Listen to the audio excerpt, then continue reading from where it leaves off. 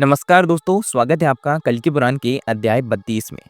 दोस्तों, अब तक हमने अध्याय 31 में देखा कि भगवान कल्कि के राज्य में धर्म, न्याय और समृद्धि का बोलबाला था। कृषि, व्यापार, शिल्पकला और विज्ञान अत्यधिक उन्नत थे। समाज में परोपकार, सेवा, संतुलित जीवन और आध्यात्मिकता का प्रचार प्रसार था। दोस्तों, अब अध्याय 32 में यह बताया गया है कि भगवान कल्कि ने अपनी शिक्षाओं और आदेशों से समाज को कैसे संचालित किया। उन्होंने राजाओं, संतों और विद्वानों को क्या उपदेश दिए। उनके शासनकाल के अंतिम वर्षों में क्या महत्वपूर्ण घटनाएं घटी। भगवान कल्कि के राज्य में अनुशासन और नीति, धर्म और नीति पर आधारित शासन। भगवान कल्कि ने स्पष्ट किया कि राज्य वही श्रेष्ठ होता है जहाँ धर्म, सत्य और न्याय की प्रधानता हो। उन्होंने सभी राजाओं को आदेश दिया कि वे कभी अन्याय, लालच या क्रूरता का सहारा ना लें। जो भी राजा इन सिद्धांतों का उल्लंघन करता है उसे तुरंत दंड दिया जाता था।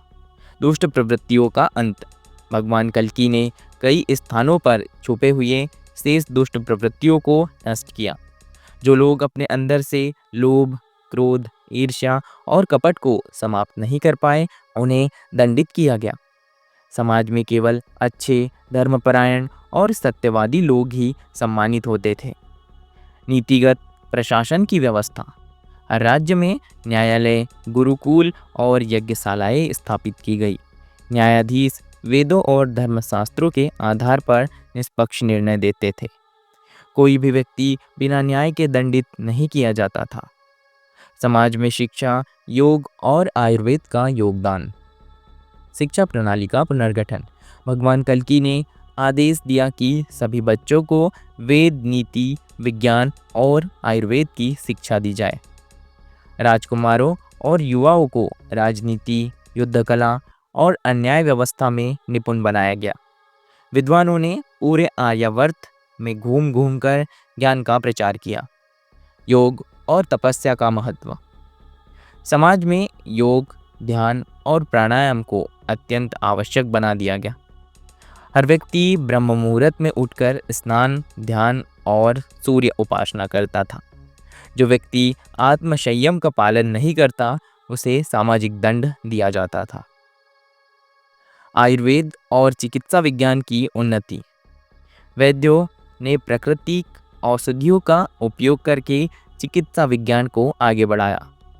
कोई भी व्यक्ति रोग से पीड़ित नहीं था, क्योंकि सभी स्वस्थ जीवन शैली अपनाते थे।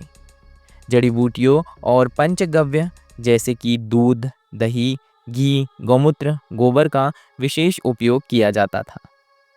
भगवान कल्कि के अंतिम उपदेश। भक्ति और धर्म पालन की शिक्षा।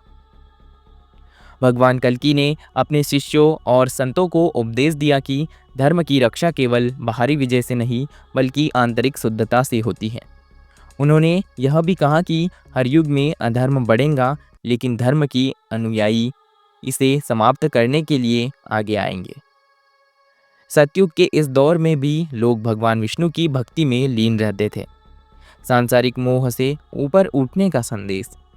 भगवान कल्कि ने यह संदेश दिया कि मनुष्य को सदैव धर्म, सत्कर्म और ईश्वर भक्ति के मार्ग पर चलना चाहिए। उन्होंने लोगों को समझाया कि सांसारिक मोह, धन, शक्ति और यश क्षणिक है, लेकिन धर्म और कर्मों का फल चिरस्थायी होता है।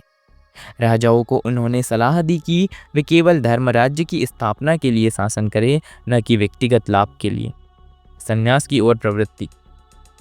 भगवान कल्कि ने कुछ वर्षों के बाद यह निर्णय लिया कि अब वे अपने सांसारिक कर्तव्यों को पूर्ण करके संन्यास लेंगे। उन्होंने अपने प्रिय शिष्यों और संतों को बुलाकर राज्य और समाज के संचालन की जिम्मेदारी सौंपी। इसके बाद वे हिमालय की ओर तपस्या के लिए प्रस्थान करने की योजना बनाने लगे। दोस्तों, ये था आज का अध्याय 32। देखते हैं इसमें हमने क्या देखा, इसका सारांश क्या है। भगवान कल्कि ने धर्म और नीति पर आधारित शासन स्थापित किया। उन्होंने समाज में शिक्षा, योग, आयुर्वेद और न्याय की सर्वोच्चता को पुनः स्थापित किया। उन्होंने भक्ति, आत्मसंयम और सांसारिक मोह से ऊपर उठने का उपदेश दिया। उन्होंने संन्यास लेने का निर्णय लिया और अपने अनुयायियों को समाज की जिम्मेदारी सौंपी। दोस्तों इस अध्याय का निष्कर्ष क्या था, आइए हम देखते हैं। अध्याय 32 यह दर्शाता है कि भगवान कल्कि केवल एक योद्धा या राजा ही नहीं बल्कि एक महान आध्यात्मिक गुरु भी थे। उन्होंने समाज को यह सिखाया कि धर्म और भक्ति ही जीवन का वास्तविक लक्ष्य है। उनका जीवन इस सत्य को प्रकट करता है कि सत्य, न्याय और धर्म की रक्षा के लिए हमें अपने आंतरिक और बाहरी संघर्षों से जूझना आवश्यक होता है। दोस्तों यह था आज का अध्याय 32। अगर यह अध्याय आपको अच्छा लगा हो तो वीडियो को लाइक करें, चैनल को सब्सक्राइब कर ले ताकि आगे आने वाले अध्याय आपको मिल सके। मिलते हैं हम इसी की तरह अगले वीडियो में, तब तक के लिए धन्यवाद।